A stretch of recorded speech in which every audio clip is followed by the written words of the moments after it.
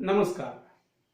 मी Shantaram Janardan Patil, subject physics, Swami Ramanand Bharti विद्या मंदिर व junior college Tasgaon इथं फिजिक्स अध्यापनाचं काम करत आहे.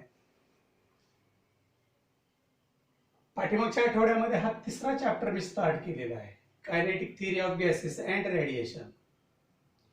आणि त्याच्यामध्ये डिस्कस केलेले पॉइंट होते expression for an ideal gas, expression for RMS velocity, interpretation of temperature in kinetic theory. आताच्या डिस्कशनसाठी असणारे दोन पॉइंट जे आहेत, law of equipartition of energy and Mayer's relation.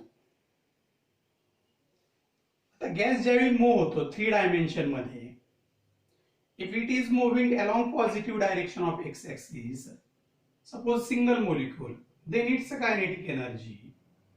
Kinetic energy, if molecule is moving along positive direction of x-axis, half mass velocity square Vx square. If it is moving along positive direction of y-axis, plus half mass Vy square. Half mass Vz square. This is expression for single molecule. जर आपल्याला हेच expression सगळ्या molecule साठी लिहायचं असेल तर kinetic energy divided by kinetic energy per molecule असा ratio घ्यावा लागतो. म्हणजेच ते काय येतं तर ऍव्हरेज येतं, ऍव्हरेज कायनेटिक एनर्जी. हा सिम्बॉल आहे ऍव्हरेज कायनेटिक एनर्जीचा. It is equal to average kinetic energy along positive x axis plus average kinetic energy along positive y-axis plus average kinetic energy along positive z-axis. Last expression मध्ये आपण ते derive केलेलं आहे. It is equal to 3/2 kBT, where kB is Boltzmann constant, T absolute temperature. आता हे तिन्ही ऍक्सिसला जर molecule move होत असेल तर, जर फक्त एकाच ऍक्सिसला तो मूव्ह होत असेल तर हेच एक्सप्रेशन आपल्याला मॉडिफाय करता येतं. Average kinetic energy if it is moving along positive x axis, half mass Vx square. If it is moving along positive Y axis, Vy square. If it is moving along positive z-axis, Vz square. Now here number it is 3 multiplied by half kBT. Means for the molecule moving along x-axis we can write average kinetic energy half kBT. Means for the molecule moving along positive x-axis its average kinetic energy half kBT. For the molecule moving along positive y-axis, its average kinetic energy half kBT, and if it is moving along positive z-axis, the kinetic energy, average kinetic energy half kBT. And if it is moving in 3 dimensions, then average kinetic energy is equal to, and energy it is equally distributed along positive x-axis, positive y-axis and positive z-axis. This is the law of equipartition of energy. नंतर जो degrees of freedom असा point आहे तर त्याच्यामध्ये पण एका real gas आहे, किती त्याच्या डिग्रीज ऑफ फ्रीडम, किती मोशन त्याच्या होऊ शकतात, तर प्रत्येक मोशन साठी एवढीच एनर्जी येते. एनर्जी इक्वली डिस्ट्रीब्यूट होते. तर त्यावेळी पण मी ते आठवण करून देईन. नंतरच एक्सप्रेशन जे आहे मेयर्स रिलेशन. आता हे एक्सप्रेशन काय आहे तर हे असं आहे expression, Cp minus Cv is equal to R. What is Cp? Cp it is molar specific heat.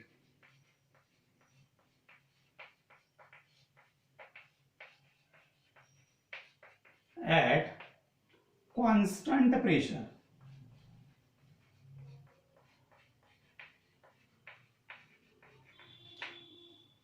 Then Cv molar specific heat.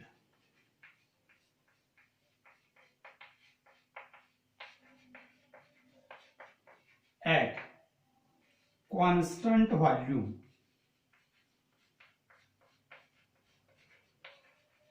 आता हा अगोदरचा जो मी पार्ट सांगतोय हा काय अभ्यासक्रमामध्ये नाही, फक्त एक्सप्रेशन आहे CP minus CV is equal to R. मात्र what is CP? Molar specific heat at constant pressure, molar specific heat at constant volume. आता हे स्पेसिफिक हीट जो आहे हा वर्ड तुम्ही बघितलेला आहे 8वी ते 10वीच्या सायन्स मध्ये तुम्ही अभ्यासलेला आहे. स्पेसिफिक हीट मराठीमध्ये त्याला विशिष्ट उष्मा असेही म्हणतात. एखादा सबस्टन्स आहे, याला हीट प्रोव्हाइड केली. आपल्याला चांगलं माहित आहे की एखाद्या वस्तूला जर आपण उष्णता दिली, there will be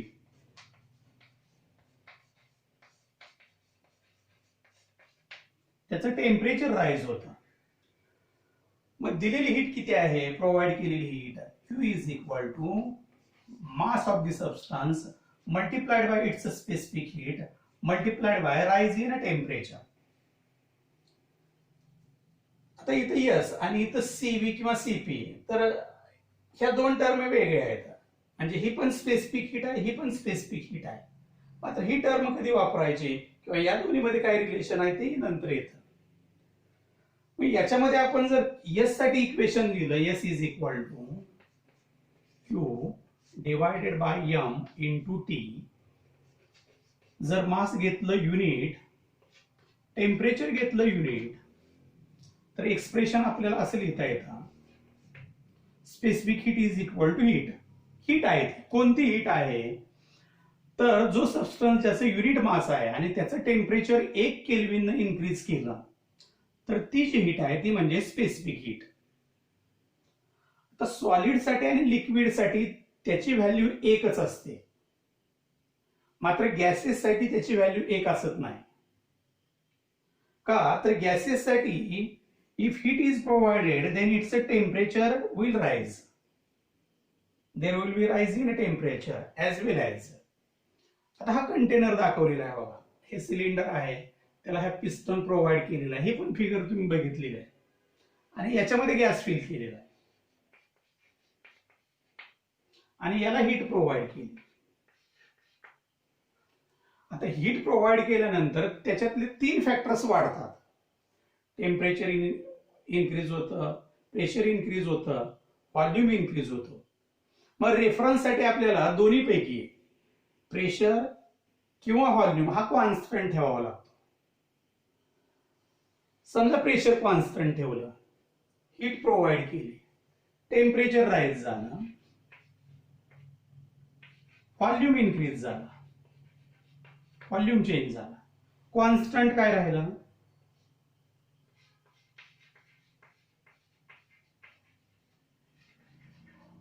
pressure constant. मग हीट प्रोव्हाइड केल्यानंतर जर प्रेशर कॉन्स्टंट ठेवलेला असेल तर जी हीट ऍब्सॉर्ब केली, specific heat at constant pressure, तेच हा फॅक्टर कॉन्स्टंट ठेवला, हीट प्रोव्हाइड केली, टेम्परेचर राईज झालं डीटी पर्यंत, प्रेशर मध्ये चेंज झाले, मात्र व्हॉल्यूम कॉन्स्टंट ठेवला, तर ती असणारी स्पेसिफिक हीट जी आहे, specific heat at constant volume. Molar हा वर्ड कधी आला? जर इथं असणारा गॅस जो आहे त्याची क्वांटिटी जी असेल, if it is equal to 1 mole, then quantity of heat provided to increase the temperature of 1 mole of the gas by 1 Kelvin, keeping pressure constant, molar specific heat at constant pressure. Quantity of heat provided to the gas to increase its temperature by 1 Kelvin, keeping volume constant, then molar specific heat at constant volume. Now आता expression असेल Myers relation. आता त्याच्या अगोदर आपल्याला याची units पण consider करता येतील, ती एक्झाम्पलच्या वेळी लागतील. मात्र आता specific heat is equal to heat समजा जूल्स मध्ये एक्सप्रेस केली, मास केजी मध्ये, आणि टेम्परेचर केल्विन मध्ये. तर हे एसआय युनिट झालंय स्पेसिफिक हीटचं. आणि समजा हीट कॅलरी मध्ये एक्सप्रेस केली, केजी केल्विन. आता याच्या सहाय्याने जर नंबर्स वगैरे आपण सॉल्व्ह केले, एक्झाम्पल सॉल्व्ह केलं, तर या टर्म मध्ये येणार हीट आणि या टर्म मध्ये येणार हीट सेम असत नाही. याच्यामध्ये कन्व्हर्शन फॅक्टर आहे दोन्हीच्या मध्ये, ते एक्झाम्पलच्या वेळी होईल. आता Mayer's relation Cp minus Cv is equal to R. Suppose amount of heat dQ1 is provided by keeping volume constant. हे नाही चेंज केलं.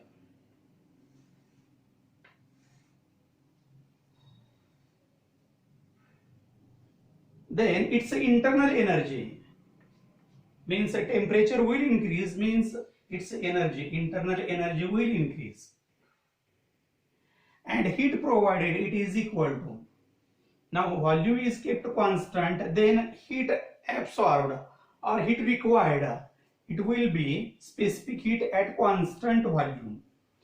Mass of the gas 1 mole, specific heat at constant volume multiplied by, suppose, rise in temperature dt.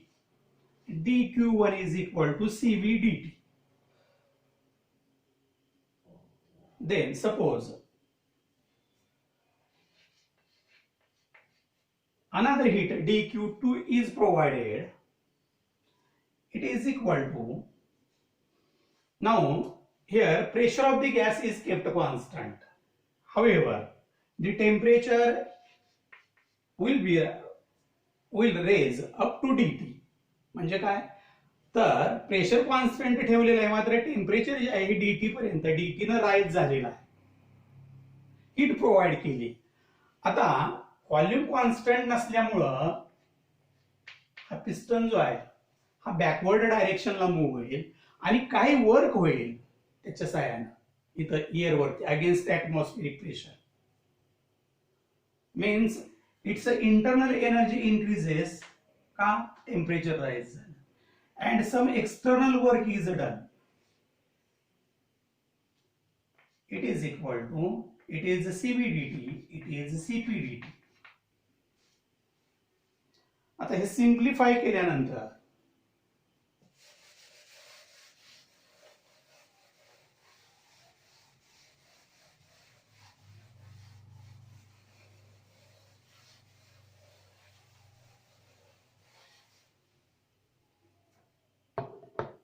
जे second equation आहे याच्यामध्ये DE ची value substitute केली, D is equal to CV DT, D CV DT plus work DW, it is equal to CP DT. आता work जे आहे हे express केले in terms of pressure and volume, CV DT plus pressure is constant, volume changes by dV, therefore work done PdV, it is equal to Cp dt. आता हे आपल्याला फोर्सच्या form मध्ये पण सांगता येतं, pressure is equal to force per area, volume change in volume. आता इथपर्यंत पिस्टन जर डिस्प्लेस झाला तर base area A multiplied by height,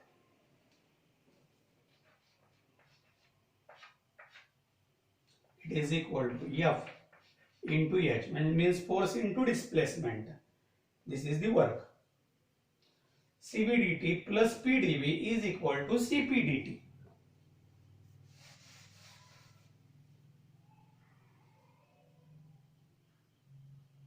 Pdv is equal to Cp minus Cv multiplied by dt. एक टर्म याच्यामधली कमी केली, एक स्टेप इकडे ट्रान्सफर केलं, निगेटिव्ह झालं, dt आणि dt कॉमन आहे, Cp minus Cv is equal to dt. आता हे एक्सप्रेस करू in terms of rise in temperature, ideal gas equation PV is equal to RT, volume changes, temperature changes, PdV is equal to RDT. Therefore the above equation R dt is equal to Cp minus Cv multiplied by dt. dt आणि dt cancel झालं आणि final equation जे आहे Cp minus Cv is equal to R, universal gas constant. हे Mayer's relation. त्याचा एक form, त्याची आणखी दोन फॉर्म एक्सप्रेस करता येतात.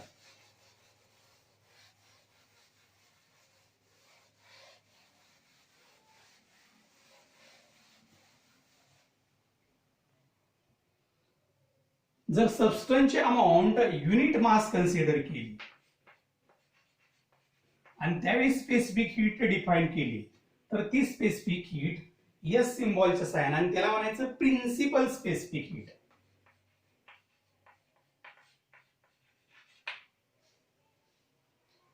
आणि जर गॅस 1 मोल आणि त्याला हीट प्रोव्हाइड केली आणि स्पेसिफिक हीट एक्सप्रेस केली तर ती सी या सिम्बॉलच्या साह्यानं आणि त्याला म्हणायचं molar specific heat. Unit mass principal specific heat. 1 mole of the gas molar specific heat. Relation between these two values, Cp is equal to mo means mass of 1 mole, Sp. Cv is equal to mo Sv. या दोन values या equation मध्ये substitute केल्या. mo Sp minus mo Sv is equal to R. Sp minus Sv is equal to R upon mo. Expression in terms of molar specific heats, expression in terms of principal specific heats. Here the unit of heat, it is a joule. Suppose it is expressed in a calorie, then specific heat it is expressed Sp minus Sv is equal to R upon moj, where J it is called mechanical equivalent of heat.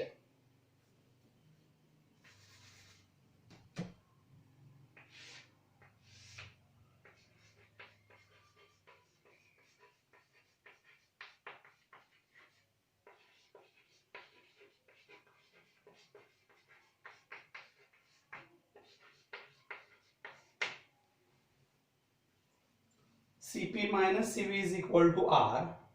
Mayor's relation in terms of molar specific heats. Sp minus Sv are upon mo. Mo mass of 1 mole or molar mass. Expression in terms of principal specific heats. These two expressions, if it is expressed in joules, in SI unit. If it is expressed in terms of calorie, then Sp minus Sv is equal to R upon mo into J, where J is mechanical equivalent of heat. Calorie मध्ये असणारी heat आणि joule मध्ये असणारी heat त्याच्यामध्ये असणारा तो जे जो आहे हा कन्व्हर्शन फॅक्टर आहे. एक्झाम्पलच्या वेळी त्याच्याबद्दल डिटेल आयडिया येईल.